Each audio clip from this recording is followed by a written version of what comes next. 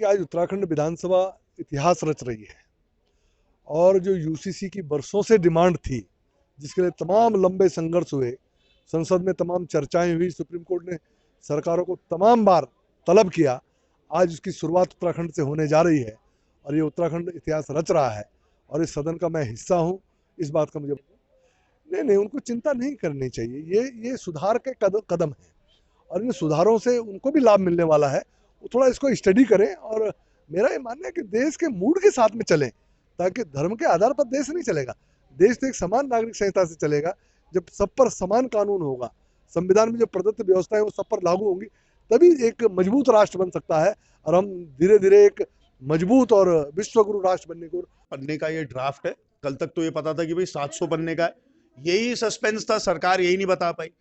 इसकी भाषा देखिए कॉम्प्लिकेटेड है, सरल भाषा में आम जनता को कैसे ये समझाया जाए, इसमें जो विसंगतियां हैं उसका अध्ययन करने के लिए समय चाहिए। संविधान के विशेषज्ञ हों, उनसे राय लिए बिना और पार्टी में वरिष्ठतम नेताओं की राय लिए बिना इस पे चर्चा करना या इस विषय को आगे रखना ठीक नहीं है। संसदीय प्रणाली जो है, सदन की जो प्रणाली है, नियमावली के विरुद्ध सारी सरकार कार्य कर रही है। लोक महत्व के जो विषय थे, प्रश्नकाल उन्होंने हटा दिया, 310-58 की सूचना हटा दी। यूसीसी सबसे महत्वपूर्ण विषय उत्तराखंड का नहीं है। अग्निपथ योजना का रोल बैक महत्वपूर्ण विषय है। अंकिता भंडारी हत्याकांड में वीआईपी कौन है वो महत्वपूर्ण विषय है। रोजगार के साथ जो खिलवाड़ हुआ है युवाओं के साथ और जो बेरोजगारी चरम सीमाएं पार कर रही है वो विषय है। तो ये यूसीसी सबसे महत्वपूर्ण विषय नहीं है, इसे बनाया गया है क्योंकि भारतीय जनता पार्टी भगवान श्री राम के नारे लगा रही थी, लेकिन वो मर्यादा पुरुषोत्तम राम हमारे भगवान जो अपने घर में बंटवारा न हो, 14 साल के वनवास में चल दिए, ये अपने घर में बंटवारा करने वाले लोग भगवान श्री राम के नारे लगा रहे हैं।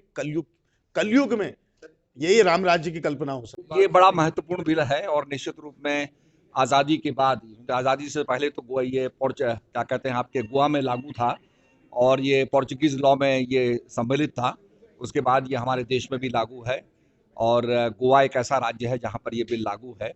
पर आज़ादी के बाद जो है उत्तराखंड पहला राज्य बनेगा और भगवान बद्री विशाल और केदारनाथ की धरती से, जहाँ गंगा बह रही है, यहाँ सरस्वती बह रही है, जहाँ पर आपका सरयू बह रही है और यमुना जी बह रही हैं, ऐसी धरती से ये बिल पास होगा तो मैं समझता हूँ निश्चित रूप में इतिहास की जवाब देना चाह रहे हैं। देखिए, एक तो अभी हमने इसका अध्ययन नहीं किया है।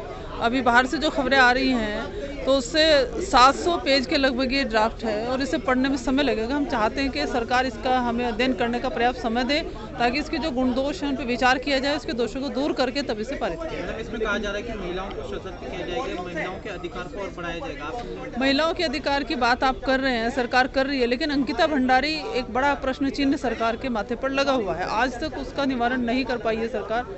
अंकिता भंडारी को क्या न्याय मिल गया? उन्हें न्याय नहीं मिला।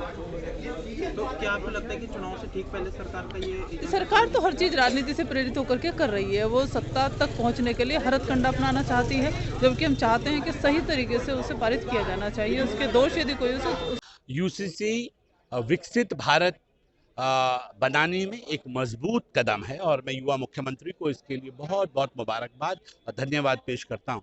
आज बेटियों का दिन है, आज बेटियों को अधिकार मिलने जा रहे हैं, आज बहनों का दिन है, आज बहनों को अधिकार मिलने जा रहे हैं। 50% हिस्सेदारी प्रॉपर्टी के अंदर सोच नहीं सकता था कोई, आज मेरी बहनों को अधिकार मिला। आज तो बहनों का दिन है और उसके ऊपर मातम, उसके ऊपर विरोध मुझे लगता है बेमानी है। आज इसलिए हम कह सकते हैं जो लोग विरोध कर रहे हैं वो कहीं ना कहीं महिला विरोधी हैं, वो बहनों के विरोधी हैं, वो बेटियों के विरोधी हैं जो विरोध कर रहे हैं। आज बेटियों का दिन है, मैं ये कह सकता हूँ। इसके लिए जितना धन्यवाद किया जाए मोदी धामी। हमसे जुड़े रहने के लिए हमारे YouTube चैनल को सब्सक्राइब करें और नई वीडियो की नोटिफिकेशन के लिए बेल आइकॉन को दबाएं।